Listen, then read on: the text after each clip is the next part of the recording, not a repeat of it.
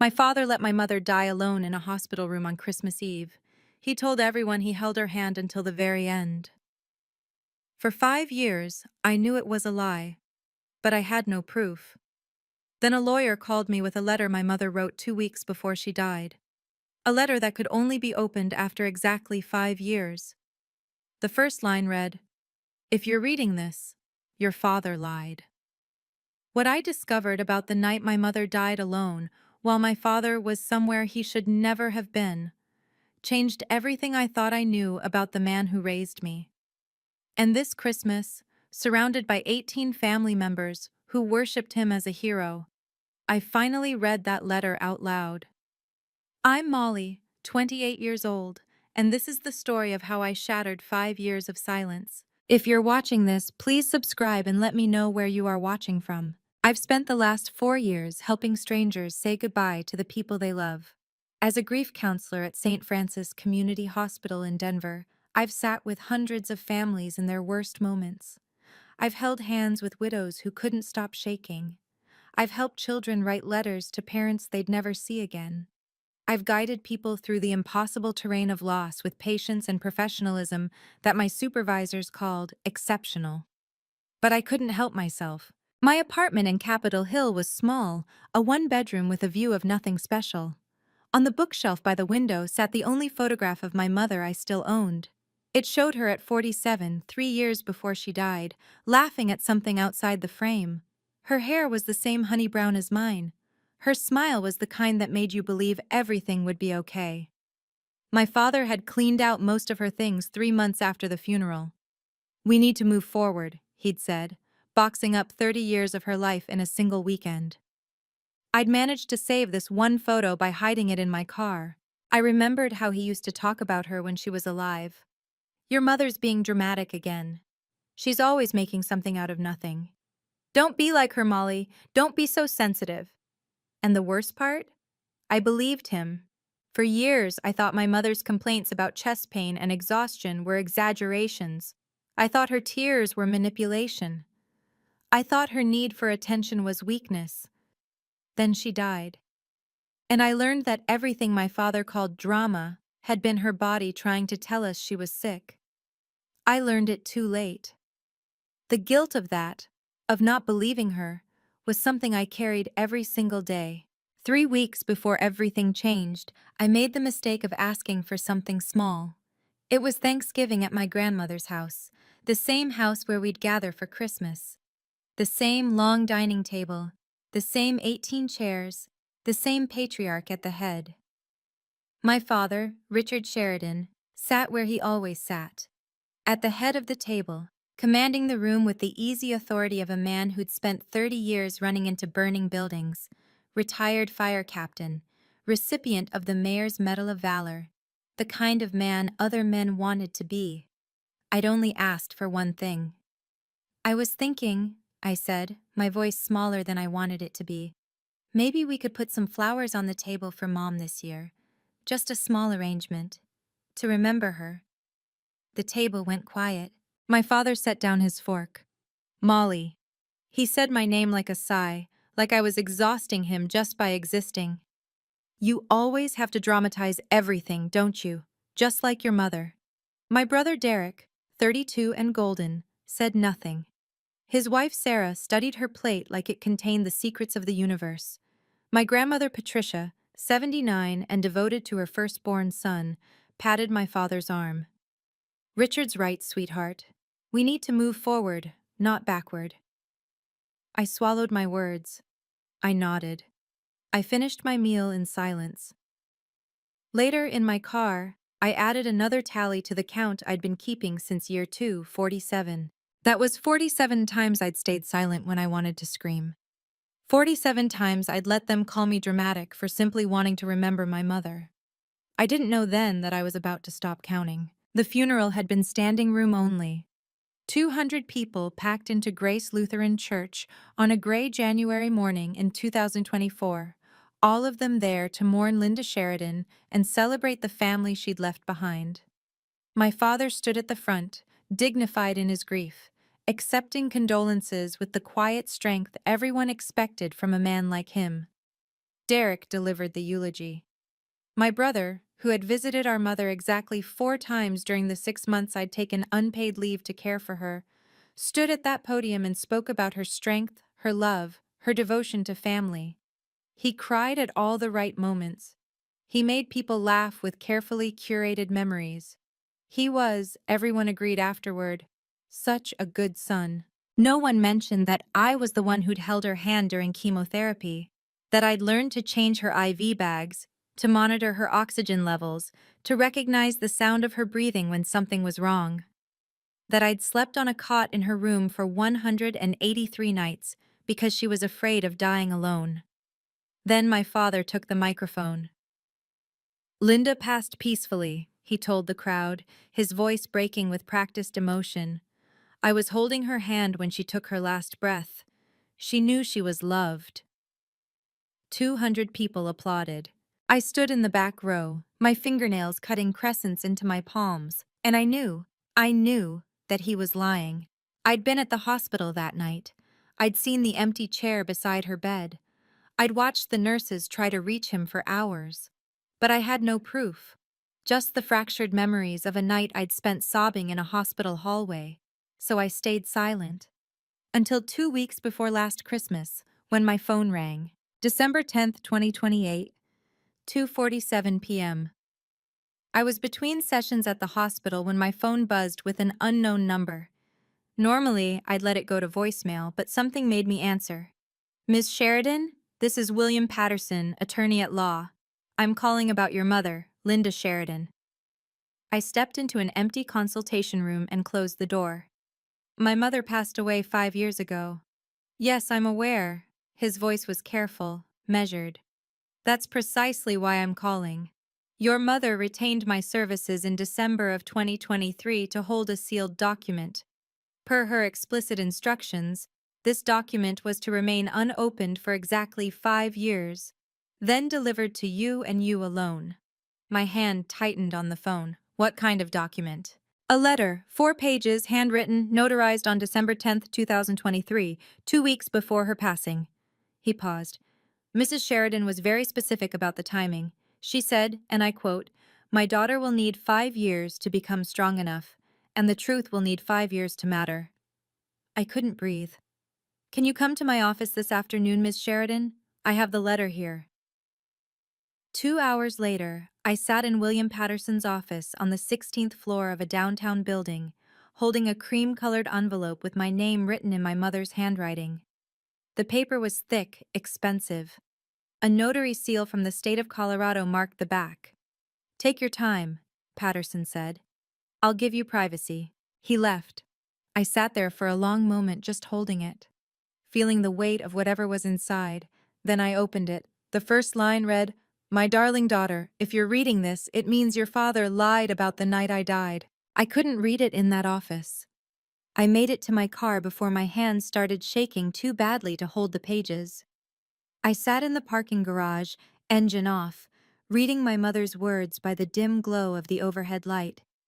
4 pages. Her handwriting, the same looping cursive she'd used on birthday cards and grocery lists, covered every inch. In some places, the ink was smudged. Water damage, I thought at first. Then I realized she'd been crying when she wrote this. I'm writing this letter because I know what's coming. The doctors say I have weeks, maybe a month, and I know your father well enough to know what he'll tell everyone after I'm gone. I turned to the second page, my heart pounding. On Christmas Eve, I will call him from the hospital. I already know this because I've been calling him for months and he doesn't answer. He's always busy. He's always on his way. He never comes. I know about Diane. I found the messages in March. I love you. Can't wait to see you. She doesn't suspect anything. I didn't confront him because I was afraid. Afraid of losing my family. Afraid of dying alone. The name hit me like a physical blow. Diane. If I die on a night when he doesn't come, he will lie about it. He will tell everyone he was there. He will make himself the grieving widower, and everyone will believe him because that's what Richard does. He makes people believe. I had to stop reading. My chest was too tight. The parking garage spun around me. My mother had known. She'd known everything, and she'd prepared for it. The last page was still waiting. I sat in that parking garage for an hour, reading the last page over and over. I don't want you to read this letter for revenge, Molly. I want you to read it so you can be free. I spent 30 years in silence. I don't want that for you. If you're strong enough, and I believe you are, I want you to tell the family the truth, not to destroy your father, but to break the cycle of silence that killed me from the inside long before my heart gave out. You are not dramatic. You are not too sensitive. You are the only one brave enough to see what others choose to ignore. That is your strength, not your weakness. 14 days until Christmas. The math was simple.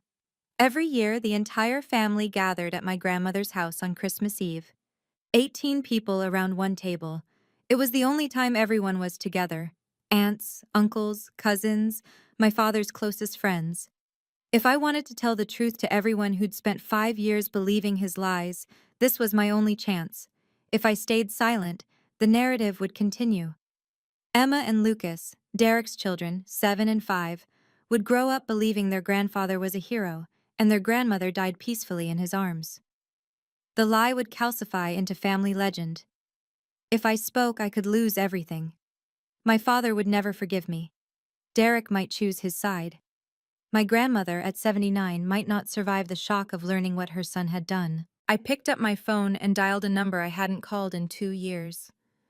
Aunt Helen? It's Molly. My voice cracked. I need to see you. Mom left me a letter.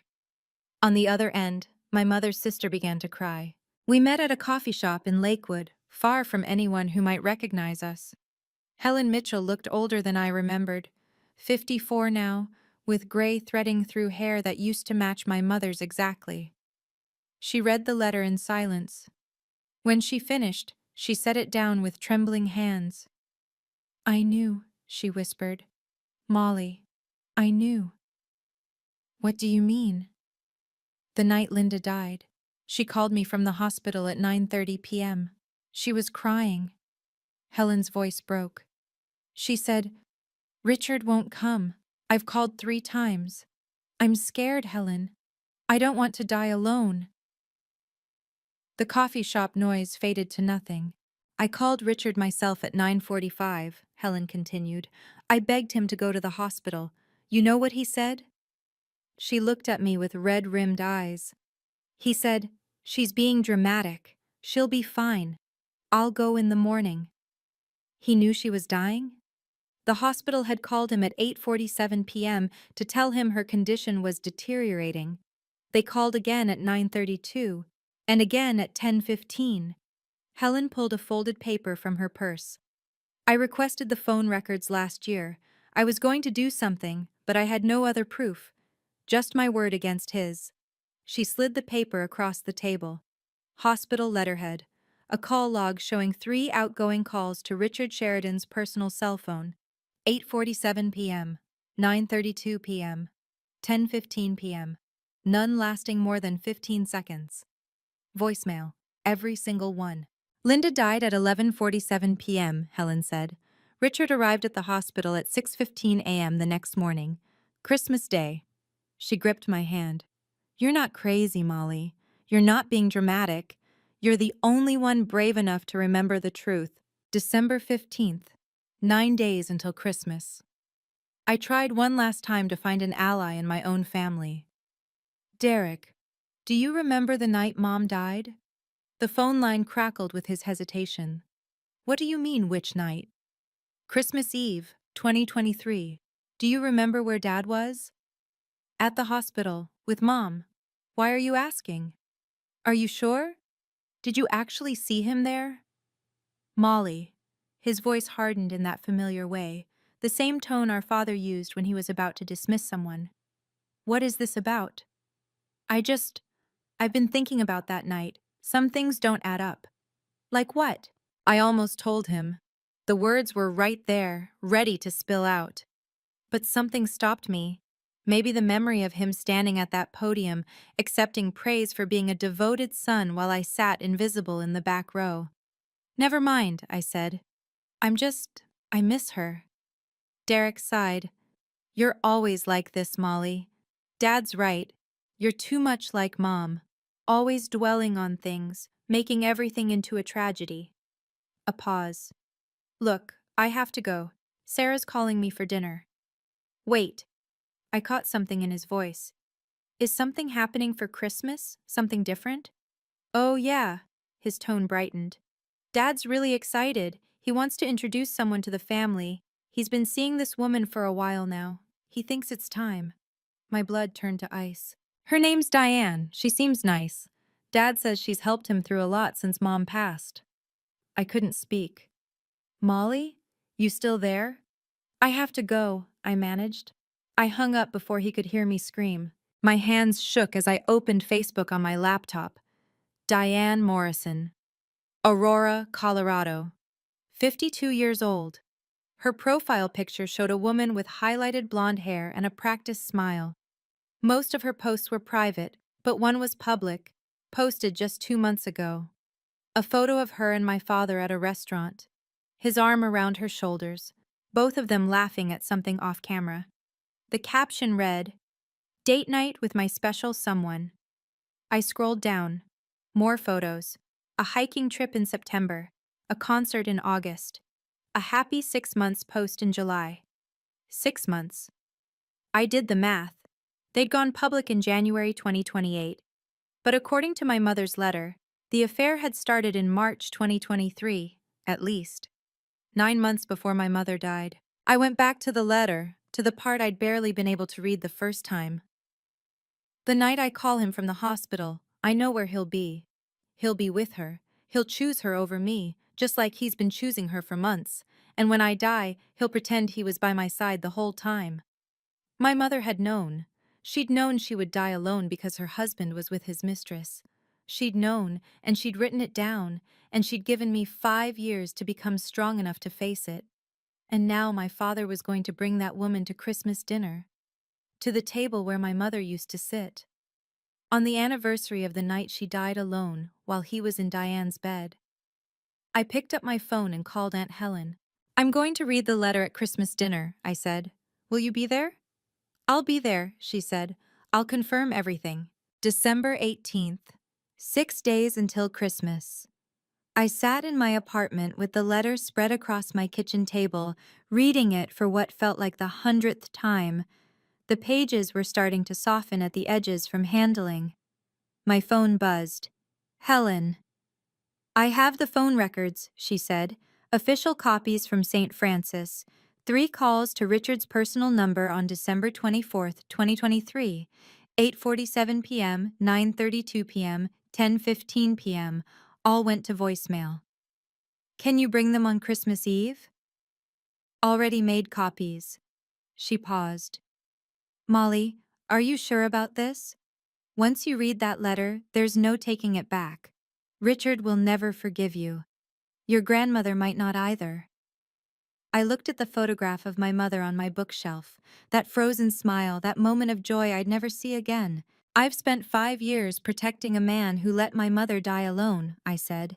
"I've spent 5 years being called dramatic for wanting to remember her. I've spent 5 years watching him rewrite history while everyone applauded. And now?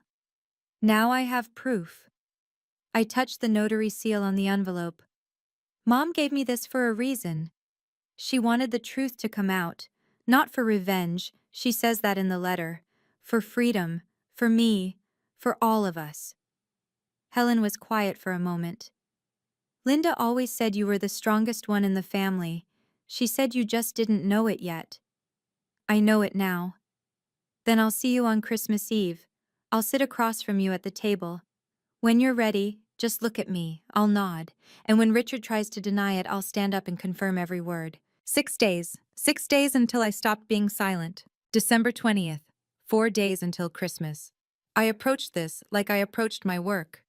Methodically, professionally, without letting emotion cloud my judgment. First, I made copies of everything. The original letter stayed in my apartment, locked in a fireproof safe I'd bought specifically for this purpose.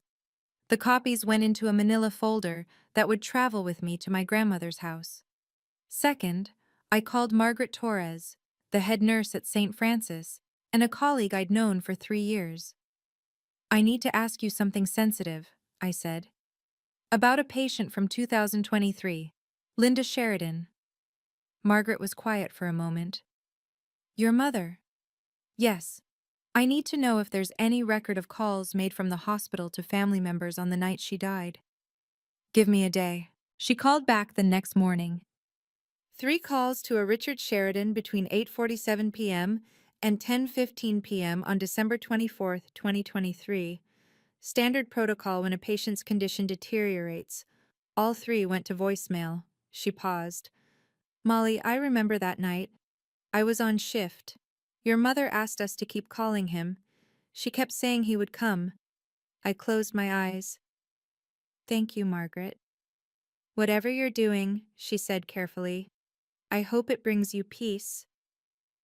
I assembled my folder, the letter, the phone records from Helen, a screenshot of Diane's Facebook post with my father.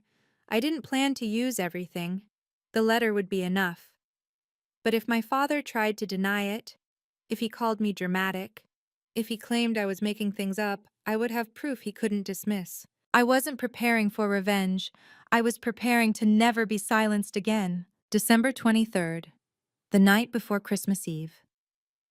I couldn't sleep. At 2 a.m., I sat on my couch with the letter in my lap, reading the 3rd page for the last time before tomorrow. Molly, you are the strongest person I know. You just haven't realized it yet. Your father calls you sensitive like it's an insult, but being sensitive means you see the truth when everyone else chooses to look away.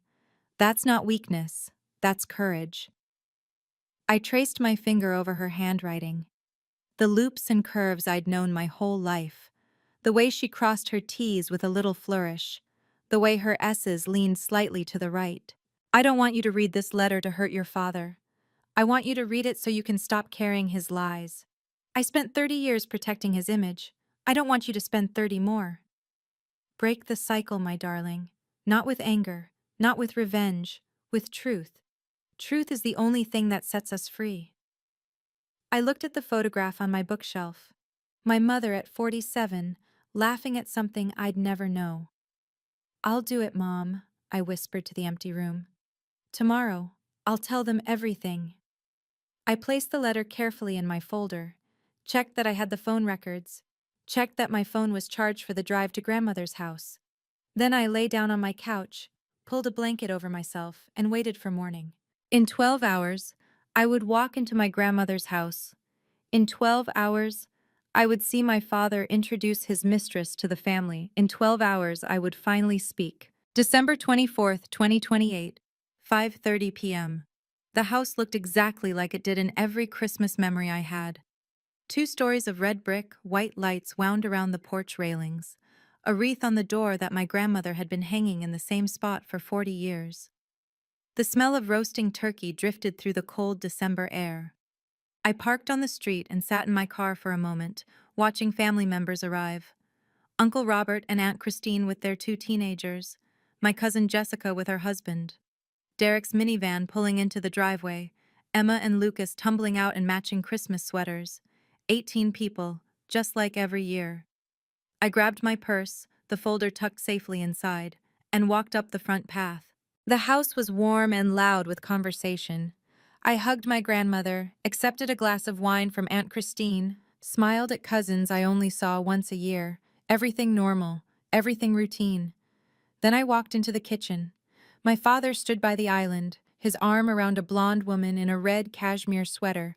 They were laughing at something, comfortable with each other in a way that spoke of months, years of intimacy.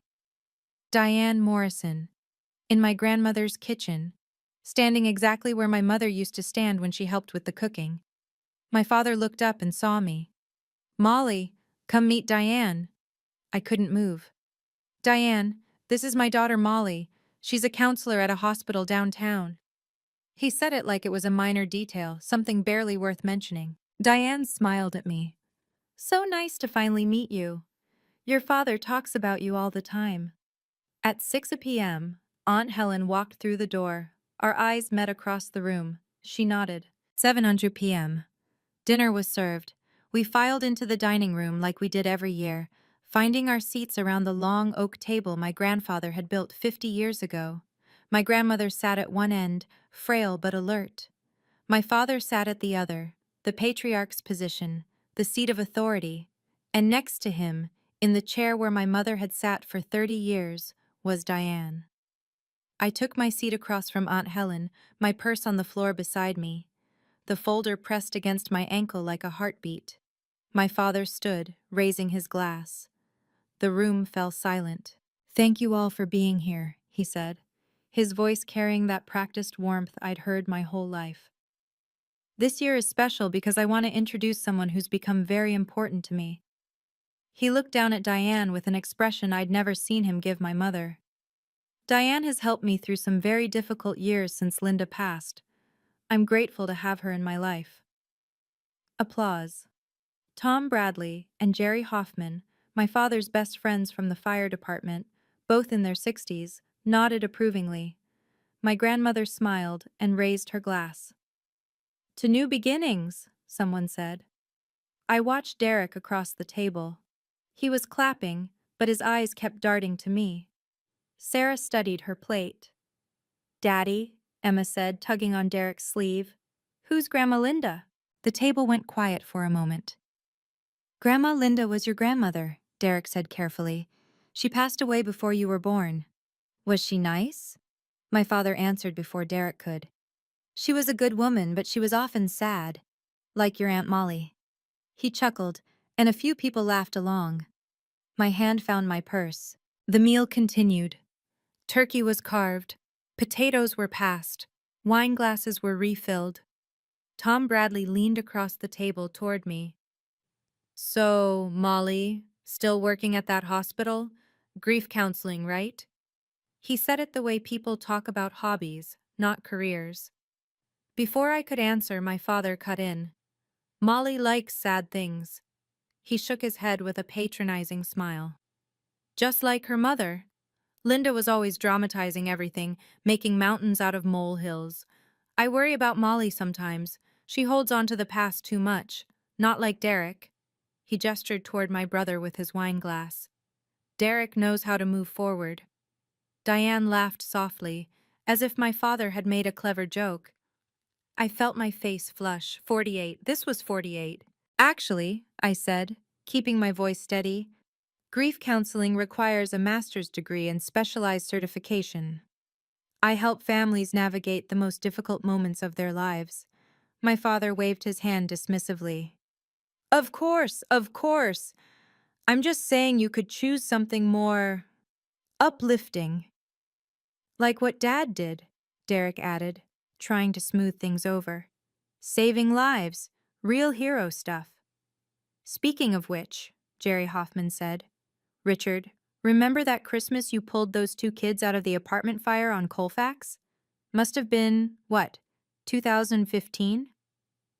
And just like that, the conversation shifted to my father's heroics, his medals, his 30 years of service, the lives he'd saved. No one mentioned the life he'd abandoned. "Daddy," Emma asked again, "was Grandpa with Grandma Linda when she went to heaven?" My father smiled at his granddaughter. "Yes, sweetheart. Grandpa was right there holding her hand. She wasn't alone." The lie hung in the air like smoke. I reached into my purse. My father turned to Diane, his voice warm with affection. "You know what I love about you? You're not dramatic like Linda was. You know how to actually live." Diane beamed at him. Something inside me snapped. Not violently, not the way I'd always imagined it would happen. It was quieter than that, like a lock finally clicking open after years of trying the wrong keys. I looked at Aunt Helen across the table. She was watching me, her hands clasped tight in her lap. She gave me the smallest nod. I looked at my grandmother, 80 years old and devoted to her son. At Derek, who had never once defended me. At Tom and Jerry, who thought my father was a hero. At Diane, sitting in my mother's chair, wearing my mother's place in this family like it was something she'd earned. I looked at Emma, 7 years old, who would grow up believing her grandmother died peacefully in her grandfather's arms. I thought about my mother, alone in that hospital room, calling a husband who never came, dying with a phone in her hand and hope in her heart that someone, anyone, would be there at the end. I set down my fork. I reached into my purse and pulled out the folder. "I have something I need to say," I said. My voice didn't shake. "About Mom. About the night she died." The table fell silent. My father's smile froze on his face. "Molly, this isn't the time." "It's been 5 years," I said. 5 years of silence. 5 years of you telling everyone you were there when she died. I opened the folder. Mom left me a letter. She wrote it 2 weeks before she passed. And she told me the truth. Before I tell you what happened when I stood up at that table, I want to ask you something. If you were in my position, would you read the letter in front of everyone, or would you confront your father privately? Let me know in the comments below. And if you're following along with this story, hit that subscribe button so you don't miss what happens next. I stood up from my chair, the folder in my hands. 18 faces stared at me, some confused, some annoyed. My father's expression had shifted from frozen smile to something harder, a warning. "Molly, sit down." His voice was low, controlled, the voice he used when he expected to be obeyed. "No." The word hung in the air. I couldn't remember the last time I'd said no to him. 5 years ago, I continued, Mom died in St. Francis Hospital. Dad told everyone he was there. He told everyone he held her hand. He told everyone she passed peacefully with him by her side. "That's enough." My father started to rise from his chair. "It was a lie." The room went completely still. "Mom wrote this letter 2 weeks before she died." I held up the pages, 4 sheets of cream-colored stationery, my mother's handwriting visible even from across the room. She had it notarized. She gave it to a lawyer with instructions to deliver it to me after exactly 5 years. Derek's voice was strained. "Molly, what are you doing?" "I'm doing what Mom asked me to do." I looked at my brother, then at my grandmother, then at the faces of aunts and uncles and cousins who had spent 5 years believing a fairy tale. "I'm telling the truth." My father's face had gone pale. "Whatever's in that letter, Linda was sick.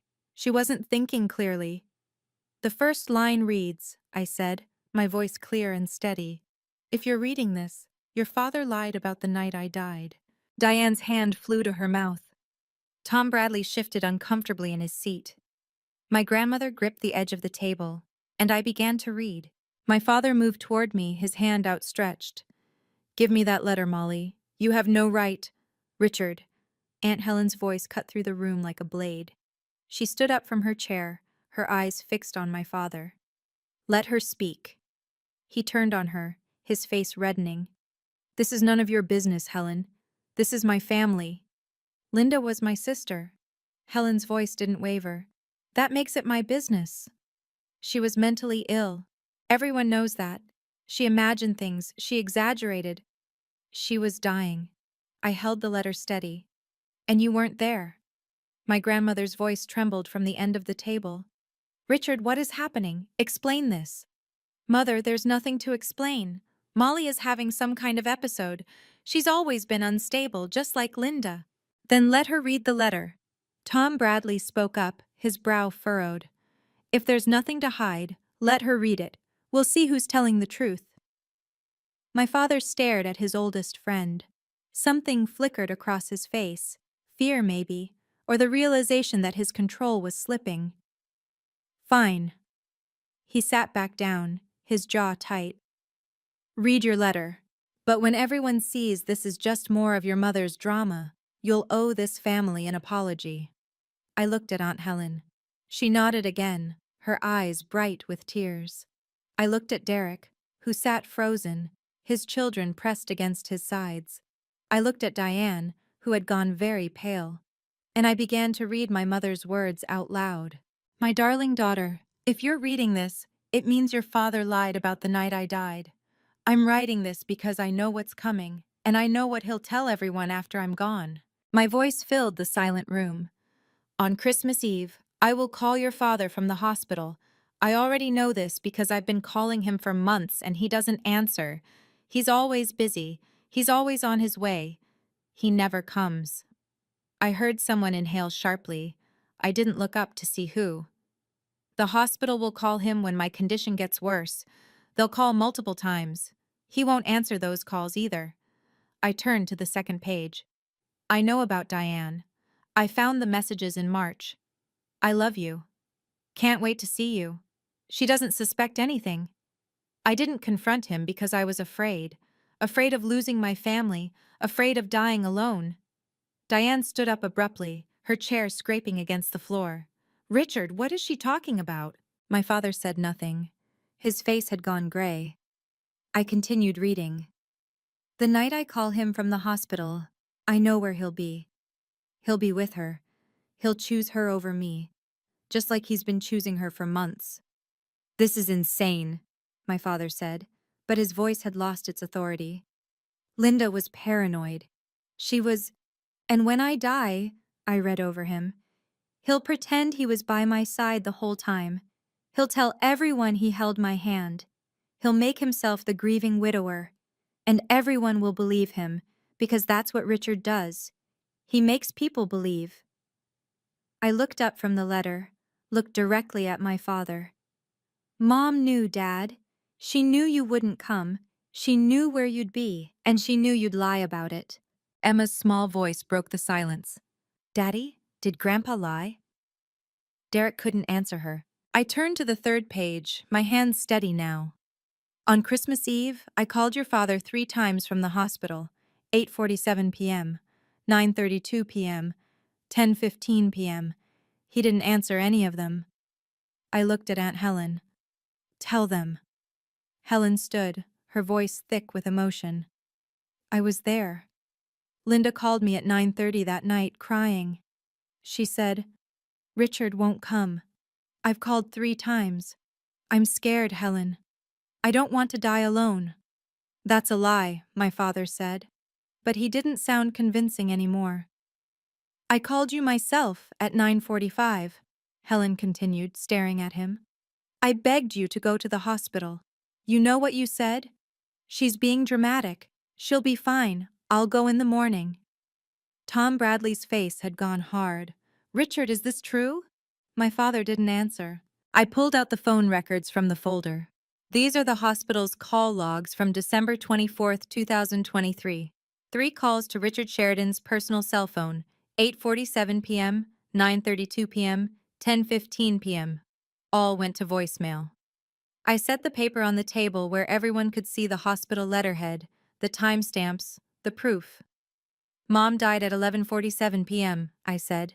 Dad arrived at the hospital at 6:15 a.m. the next morning, more than 6 hours after she was gone. Derek's voice cracked. Dad, you told me you were there. You told me you held her hand. My father finally looked at his son, and for the first time in my life, I saw something I'd never seen before. He had no answer, he had no story. He had nothing left to hide behind. My father made one last attempt. This is a conspiracy, he said, his voice rising. Helen and Molly have been planning this. They forged these documents. Linda was mentally unstable. Everyone knew that. She probably wrote this letter during one of her episodes. The letter was notarized, I said calmly. December 10th, 2023, by a licensed notary in the state of Colorado. Attorney William Patterson can confirm its authenticity. The phone records are from the hospital, Helen added.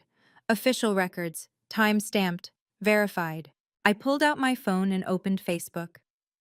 And this, I said, turning the screen toward the table, is a post from Diane Morrison's profile, dated 2 months ago. Date night with my special someone. That's you, Dad. Celebrating your relationship while the rest of us still thought you were a grieving widower. Diane's face crumpled. Richard, you told me your wife died of a sudden heart attack. You told me you were by her side. You told me... She stopped, pressing her hand to her mouth. He lied to you too, I said, not unkindly. He lies to everyone. My grandmother was crying now, silent tears running down her wrinkled cheeks. Richard, tell me this isn't true. Tell me my son didn't. My father looked at his mother, at his friends, at his son and grandchildren, at the woman he'd brought to replace the wife he'd abandoned. He opened his mouth, closed it, and for the first time in 5 years, maybe for the first time in his life, Richard Sheridan had nothing to say. The silence was his confession. You weren't there, Derek said, his voice hollow. Mom died alone and you weren't there. My father still didn't speak. He didn't have to. Diane was the first to leave. She grabbed her purse from the back of her chair, her hands shaking. You told me you were a devoted husband. You told me you held her hand when she died. Her voice broke. You told me she passed peacefully. Diane, let me explain. You lied to me. She backed away from him. You lied to everyone. About everything. She walked out of the dining room. A moment later, the front door slammed. Tom Bradley stood up next.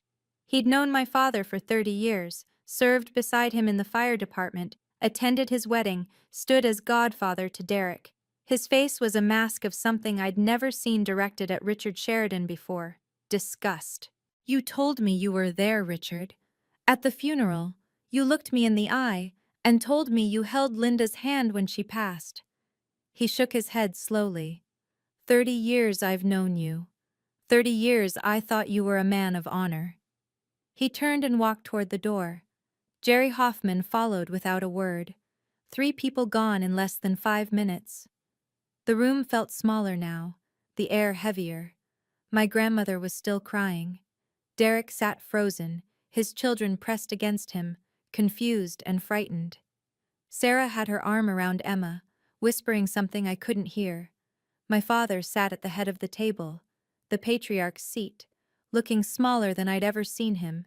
His authority, his control, his carefully constructed image, all of it crumbling in real time. I felt no triumph, no satisfaction, just a hollow, exhausted relief. The truth was finally out, and nothing would ever be the same. The story isn't over yet.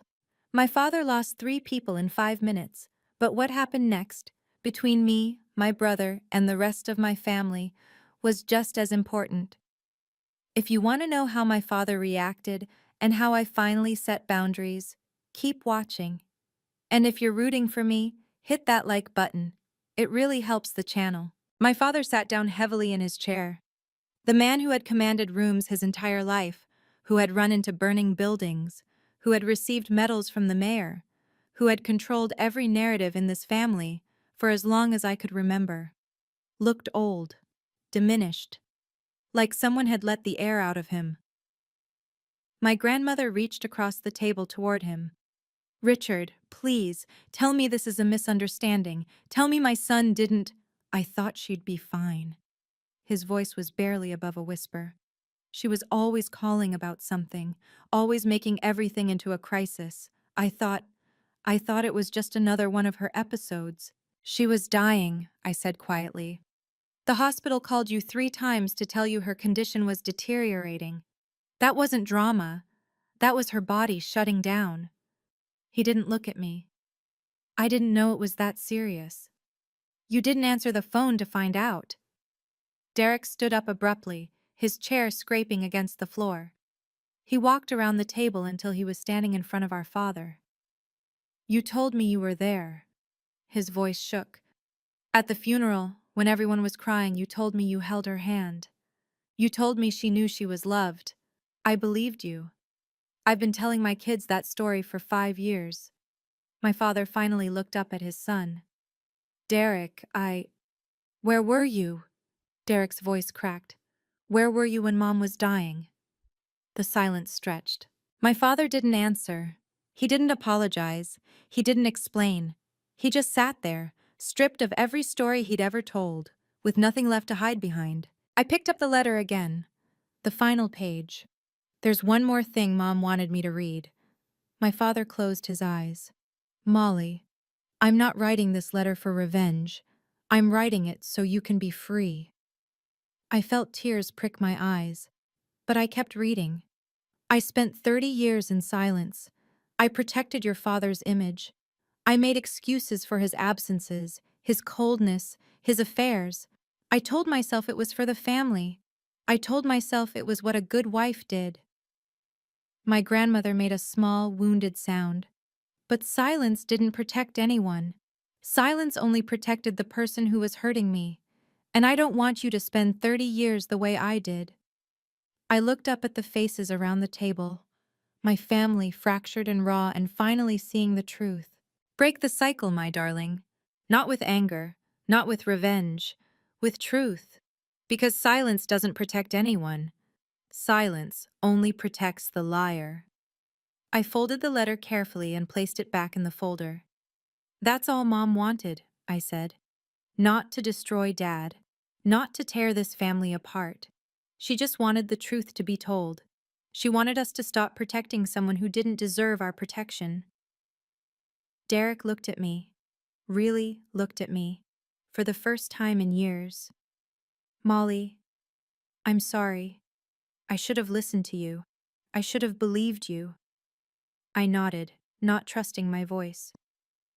I spent 5 years calling you dramatic, he continued, his eyes wet. I spent 5 years taking Dad's side. And you were right. You were right the whole time. It wasn't enough to fix everything, but it was a start. Derek pulled me into a hug, the first real embrace we'd shared since our mother's funeral. I'm so sorry, he said into my hair. I should have seen it. I should have known. You believed what you wanted to believe, I said. We all did for a while. Sarah approached us, her arms still around Emma. I'm sorry too, Molly. I knew something wasn't right, but I didn't want to cause problems. I should have said something. I shook my head. You're saying something now. That's what matters. Emma tugged on my sleeve. Aunt Molly? Was Grandma Linda nice? I knelt down to her level, looking into eyes that reminded me so much of my mother's. Grandma Linda was the nicest person I ever knew. She loved you so much, even though she never got to meet you. She would have been so proud of you. Was she sad like Grandpa said? I thought about how to answer that. Grandma Linda was brave, I said finally. Sometimes brave people feel sad because they see things that other people pretend aren't there. But that doesn't mean there's anything wrong with them. It means they're strong enough to face the truth. Derek crouched down beside us. I'm going to tell you real stories about Grandma Linda, he said to his daughter. True stories, not the ones Grandpa told. Emma nodded solemnly. Okay, Daddy. Lucas, only 5, didn't fully understand what was happening, but he hugged my leg anyway, and I picked him up, holding him close. Across the room, my father sat alone at the head of the table. No one was looking at him anymore. For the first time in my life, he wasn't the center of attention. And I felt something I hadn't felt in 5 years. Hope. I set Lucas down and turned to face my father. He was still sitting at the head of the table, but the position meant nothing now. The authority it once represented had evaporated. Dad. He looked up at me. For a moment, I saw something flicker in his eyes. Anger, maybe, or shame. It was hard to tell. I didn't read this letter to destroy you, I said, keeping my voice steady. I read it because Mom deserved to be remembered truthfully, and because I couldn't spend another year pretending. He said nothing. But I need you to understand something. I took a breath. I won't be at family events where you continue to deny what happened. I won't sit at a table where Mom is called dramatic or crazy. I won't let Emma and Lucas grow up with lies about their grandmother. You're giving me an ultimatum? His voice was hoarse. I'm setting a boundary. I met his eyes. If you want a relationship with me, you need to acknowledge what you did.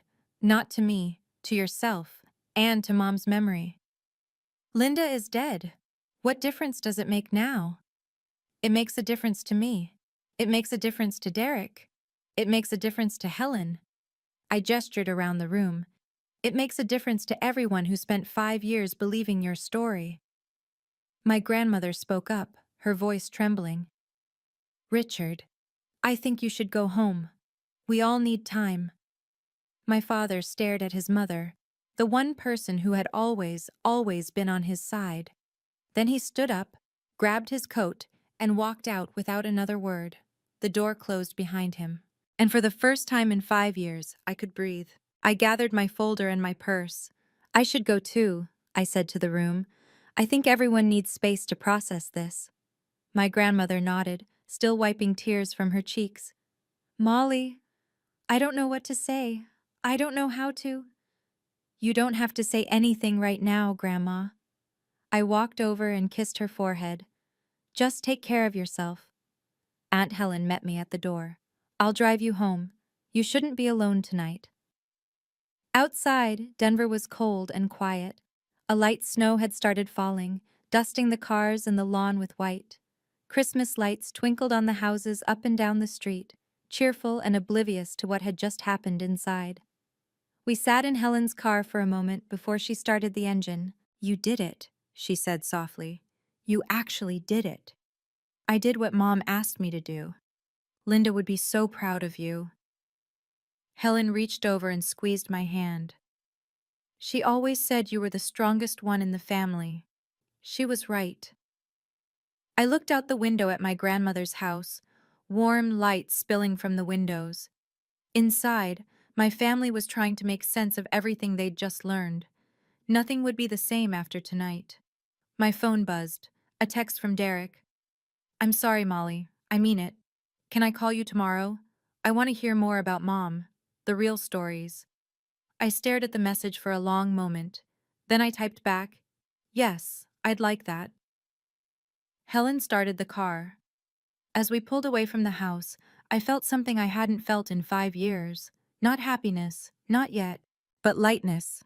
Like a weight I'd been carrying had finally been set down. Helen stayed the night at my apartment. We sat on my couch with mugs of hot chocolate, looking through old photo albums I'd kept hidden in my closet for years. Pictures my father didn't know I had. Photos of my mother as a young woman, before she married him. Before everything became about managing his image.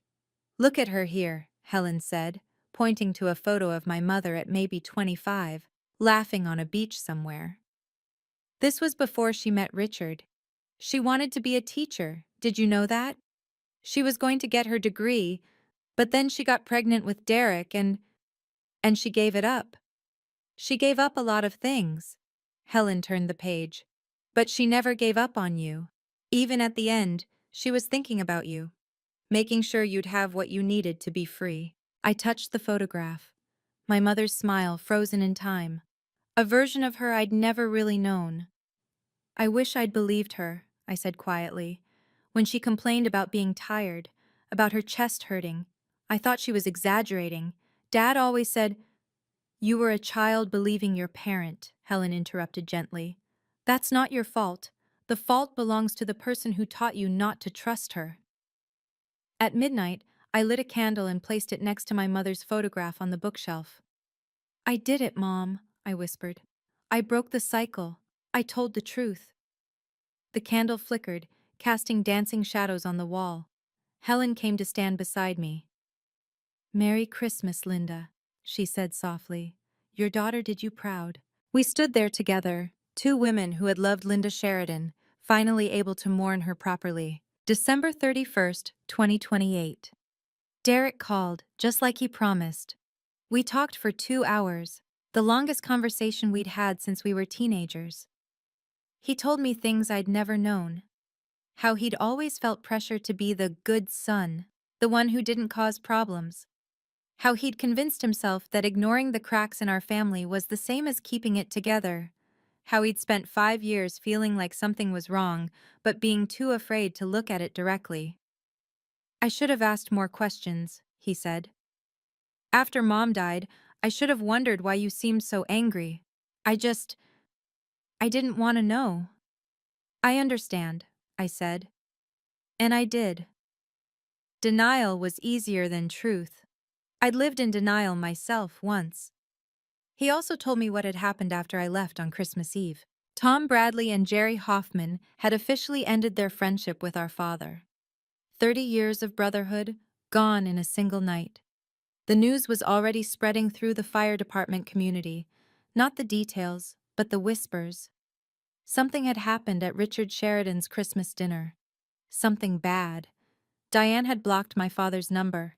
She'd posted a cryptic message on Facebook.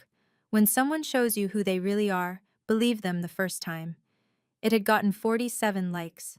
My grandmother had called my father the next morning and told him she needed time to think. For the first time in his life, Patricia Sheridan wasn't automatically taking her son's side. "What about Dad?" I asked. "Have you talked to him?" "He called me once," Derek said. "He wanted me to tell you that you'd ruined his life." "What did you say?" I told him he'd ruined it himself, then I hung up. March 2029. 3 months after Christmas, the ripples were still spreading. My father resigned from the local Veterans Council. The official reason was personal matters, but everyone in the community knew something had happened. The whispers had grown louder, the details filling in through gossip and speculation. Richard Sheridan, the hero firefighter, wasn't quite the man everyone thought he was. He'd moved out of his house in Aurora, the one he'd shared with Diane for those secret months, and into a small apartment on the other side of town. I didn't know the address. I didn't ask. Derek and Sarah started bringing Emma and Lucas to visit me every month. We'd go to the park, or the zoo, or just sit in my apartment eating pizza and looking at pictures of their grandmother. "This is Grandma Linda at her college graduation," I'd tell them, showing them photos from Helen's collection. "She wanted to be a teacher." "She's pretty," Emma would say. "She looks like you, Aunt Molly." I started writing everything down. Every memory I had of my mother, every story Helen told me, every photograph and its history. I wanted Emma and Lucas to know who their grandmother really was. Not the dramatic woman their grandfather had described, but the brave, loving person she'd actually been. Helen and I developed a new tradition: dinner together on the first Sunday of every month. We'd talk about Linda, about the family, about healing. Sometimes we'd cry. Sometimes we'd laugh. Always, we'd remember. My father never apologized. I stopped waiting for him to. Some people never change. Some people never admit they were wrong. But I'd learned that my healing didn't depend on his acknowledgement. I had the truth. That was enough. April 2029. Emma brought me a drawing she'd made at school. It was a family portrait, the kind 7-year-olds make with stick figures and bright colors. There was Derek and Sarah, tall figures with brown hair. There was Lucas, smaller, with a big smile. There was Emma herself in a purple dress.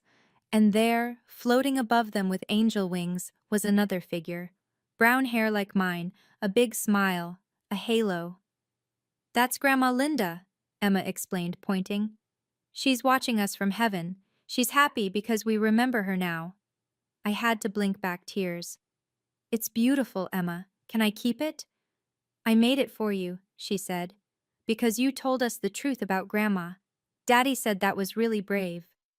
Derek was standing in the doorway watching us. Our eyes met. "She asks about Linda all the time now," he said quietly. "Wants to know what her favorite color was, what she liked to eat, whether she would have liked Emma's drawings." "Purple," I said. Her favorite color was purple, and she would have loved Emma's drawings. She would have put every single one on her refrigerator. Emma beamed.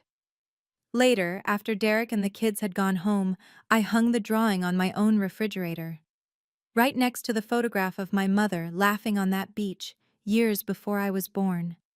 2 images of Linda Sheridan, one from before, one from after.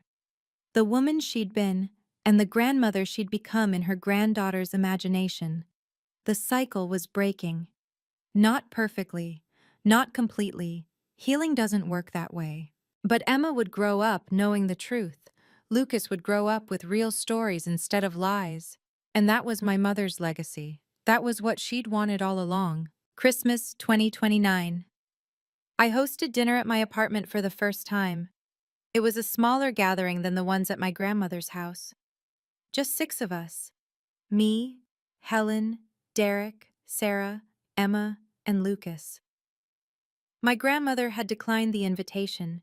She was spending Christmas with my father, unable to completely abandon her son, even after everything. I understood. I didn't agree, but I understood. The table was set for 6, but I'd placed a 7th setting at the head. A photograph of my mother, a small vase of purple flowers, and a lit candle. To Grandma Linda, Emma said solemnly, raising her glass of apple juice. To Linda, the adults echoed. We ate turkey and mashed potatoes and pie. We laughed at Lucas's jokes and Emma's stories about school. We talked about the future, Derek's new job, Sarah's plans to go back to school, my promotion to senior counselor at St. Francis. After dinner, Derek pulled me aside. Thank you, he said, for last year, for being brave enough to tell the truth when I wasn't. Thank you for listening, I said, for believing me when it mattered. He hugged me, a real hug, the kind we used to share before our family fractured.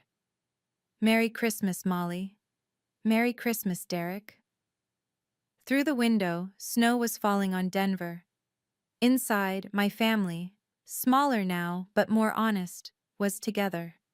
This was what healing looked like. Not perfect, not complete, but real. Later that night, after everyone had gone home, I stood at my window watching the snow fall. I thought about the woman I'd been a year ago, the one who counted her silences, the one who swallowed her words at every family gathering, the one who believed deep down that maybe she really was too sensitive, too dramatic, too much like her mother. That woman was gone. In her place was someone who understood that sensitivity wasn't weakness, that seeing the truth when others looked away wasn't a flaw, it was a gift, that speaking up, even when it cost you everything, was sometimes the only way to be free. If you're watching this and you're holding on to a truth that your family doesn't want to hear, I want you to know something. You're not crazy. You're not dramatic. You're not too sensitive. You're just brave enough to see what others choose to ignore. Breaking the cycle of silence isn't easy. You might lose people. You might be called a troublemaker, a liar, a family destroyer. You might spend years wondering if you did the right thing. But you'll have something more valuable than approval.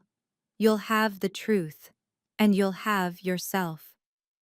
My mother taught me that from beyond the grave, through a letter she wrote knowing she was dying, knowing her husband would lie, knowing I would need 5 years to become strong enough.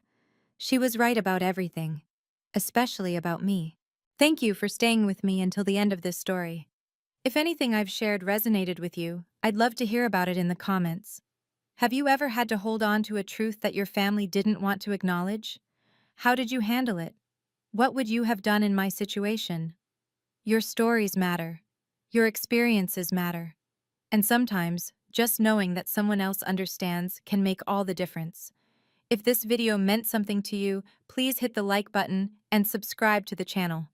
It really helps more than you know. And check out the description for more stories like this one. Stories about family, truth, and finding the courage to speak up. I'm Molly. And I believe this with my whole heart. Silence doesn't protect anyone. Silence only protects the liar.